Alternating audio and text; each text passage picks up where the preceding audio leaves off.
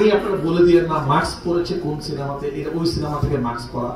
আরেকটা কথা আপনাদেরকে বলবো, আপনাদের মাধ্যমে অডিয়েন্সকে বলবো, বাংলা সিনেমাকে আমরা একটা জায়গায়, একসময় বাংলা সিনেমা আমরা শুনতাম সিনেপ্লেক্সে চলে না, সিনেপ্লেক্সে ইংলিশ সিনেমা চলে, বাংলা সিনেমা তো এখনকার অডিয়েন্স দেখে না, কমার্শিয়াল সিনেমা শুধুমাত্র একটা শ্রেণীর মানুষ দেখে, আপার ক্লাস দেখে না। আজকে আমরা এসকেএস এ টিকিট পাওয়া যায় না, সিনেপ্লেক্সে টিকিট পাওয়া যায় না, ঢাকার বাইরে ঢাকার ভিতর সবাই বাংলা সিনেমা দেখছে।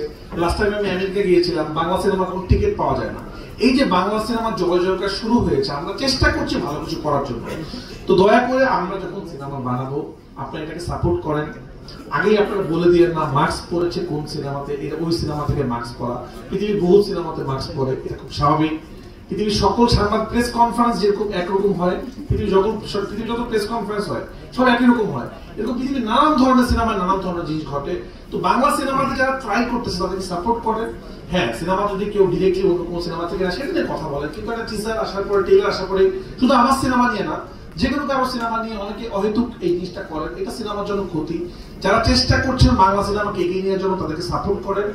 এখন কিন্তু বাংলা সিনেমাকে আমরা গর্ব করতে পারি। আমি যখন দেশের বাইরে যাই, পাইলট পর্যন্ত বলে যে আমি আপনার সিনেমাটা দেখেছি। আমি যখন রিক্সায় উঠি, সে বলে আমি আপনার সিনেমাটা দেখেছি। আপনাদের তুফান দেখেছি, তুফান 2 কখন আসবে। এটা আমাদের জন্য গর্বের যে বাংলা সিনেমাকে আমরা প্রাউড ফিল করতে পারি। একটা সিনেমা একই সাথে ঢাকার বাইরের একটা গ্রামে হাউসফুল থাকে, একই সাথে স্টার সিনেপ্লেক্স হাউসফুল থাকে। এটা আমাদের জন্য গর্বের। এটাকে আমরা সবাই মিলে কাজ করি, আমরা ইনশাআল্লাহ ভালো জায়গায় যেতে পারবো।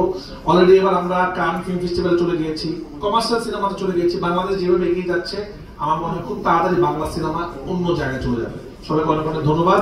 এবং আরেকটা কথা বলতে চাই, অনেকদিন পর একটা সুন্দর প্রেস কনফারেন্স দেখলাম এবং কথা বললাম। তো তার জন্য আমাদের অনেক কষ্ট করতে হয়েছে। তো আমি চৌকিকে এবং আলফাইকে ধন্যবাদ দিচ্ছি, তারাই অ্যারেঞ্জটা করেছে। আমি দেশে বাইরে ছিলাম, আমি মাত্র নামছি।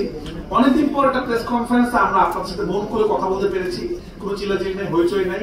তো আশা করবো প্রেস কনফারেন্স এরকমই হওয়া উচিত আসলে।